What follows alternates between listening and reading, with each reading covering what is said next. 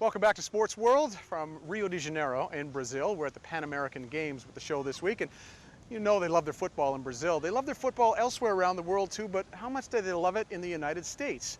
Well, the great David Beckham has landed in Los Angeles with his new team, the LA Galaxy, trying to revitalize the sport in that country.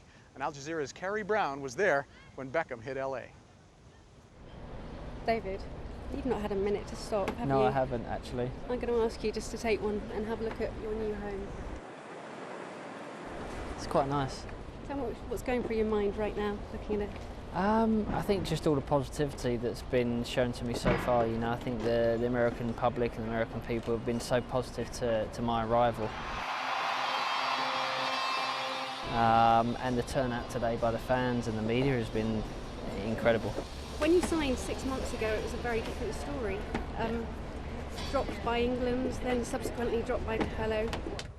You've gone from hero to zero. How on earth do you get back again? I don't know, it's just something that has always happened in my life and my career. You know, every time that I have had some sort of setback, I seem to have come back stronger, and I hope that I can carry on doing that throughout my life and my career. You know, this year has probably been the most testing and the most difficult throughout my career. So I've got through this one, so I'm ready for anything really. Is it your self-belief and your ability to come back that makes you believe single-handedly that you can make soccer mainstream in the US? I've always had the belief in my ability to play football or to play soccer. So, you know, coming here, you know, trying to be part of a culture that really, you know, if you look at it, it's one of the biggest sporting nations in the world. The top 3 sports doesn't include football.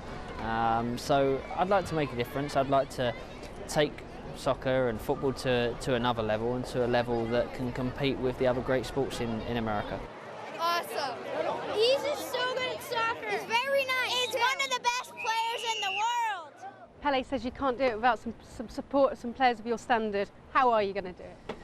Well, hopefully this might create, you know, opportunities for other players to come to the US and to play football, not at the end of their careers, but, you know, at a stage where they can still perform at a high level and create, you know, the chances, because that's what America needs. You got any old teammates showing an interest, watching how you're going? No, not at the moment, you know, but, you know, maybe in the future that will happen, but we'll see. Now let's focus here on the Galaxy, because it's important to quickly gel with your team, make sure they know what we know, that the icon is the icon, and you're very down to earth. Your socks smell as bad as theirs do when you've been training. How do you let them know that quickly? They'll only find that after they've trained with me the first couple of days, but I think that's one of the biggest challenges, obviously, because in my career, you know, people see what actually comes with me and the circus that follows me. It's important for me to get in the change room and let them see that, you know, I'm actually one of the lads. There's one man that you constantly seem to have to impress, Steve McLaren. How do you make sure that you're not on the other side of the world and giving him that excuse not to play you?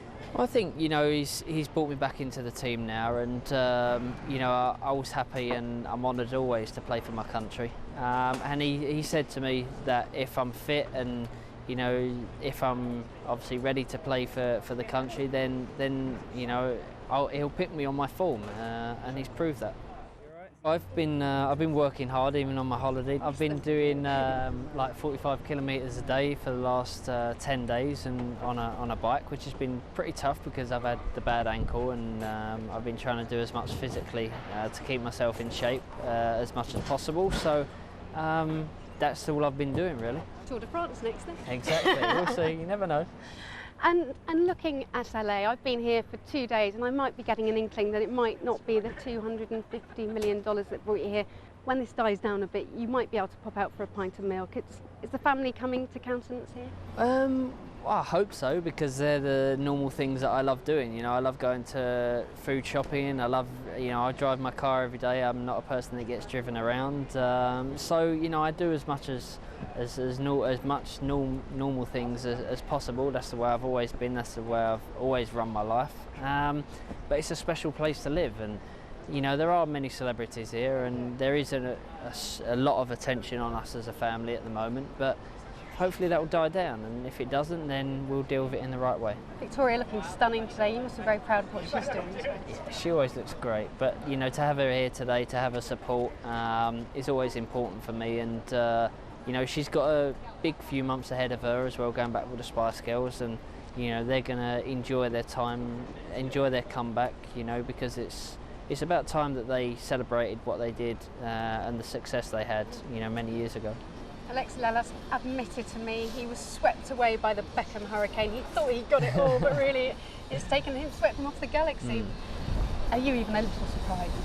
I am today, actually, because I think that the amount of media attention, the amount of fans that turned up, really shocked me. So I have to say thank you to all the fans that have showed the appreciation, and also to the police in the US, because they've really looked after us, so thank you for everything. Well, Brazilian sportsmen have certainly distinguished themselves in various sports in various arenas around the world. This one is where they are really starting to make their mark as well. Obviously great football players, but beach volleyball has been dominated for the last 10 years or so by Brazilians. Around the world on the international tour, even at the Olympics, it's usually a Brazilian on the top of the podium. There's one man who's won just about everything, including an Olympic gold, but not yet a Pan Am gold. Most people think that will change here in Rio.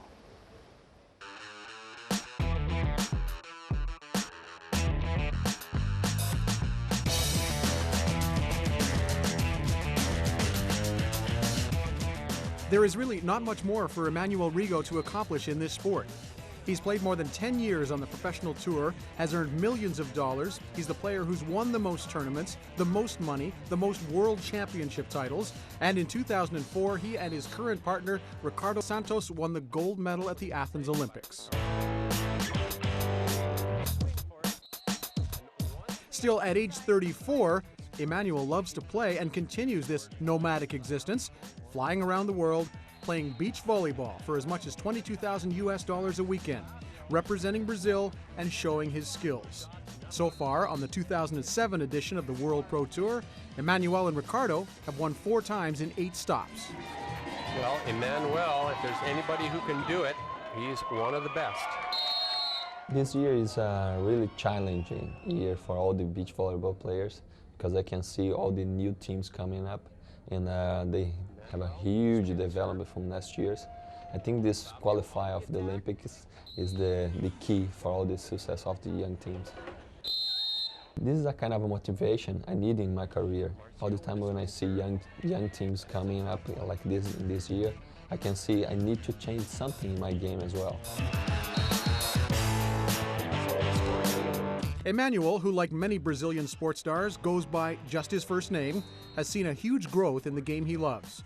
Coming from the public beaches of Brazil, where he remembers playing whole tournaments for an entire weekend, with the prize being just a t-shirt and a kit bag.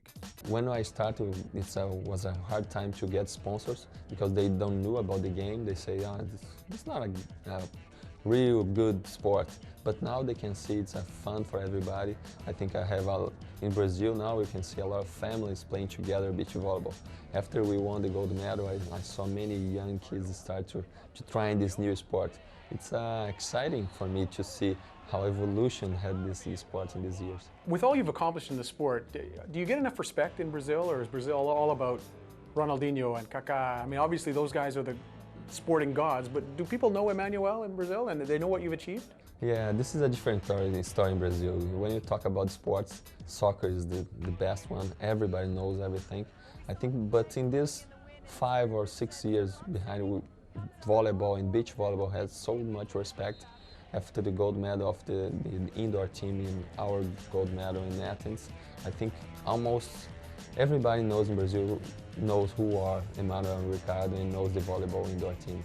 That's a good achievement for the volleyball as well as Brazilian. And at the technical timeout. As for the Pan American Games, Emmanuel and Ricardo have taken some time off the lucrative World Tour, where players win big money and also accumulate points to qualify for the Olympics. They will have to skip an event or two to be in Rio, representing Brazil and chasing a gold medal on the sand in front of the home fans. It will cost them some winnings, but Emmanuel wouldn't miss it. But he finds a way to get that ball into the court and scores a point. Yes, I'm very excited to play this Pan American Games in Brazil.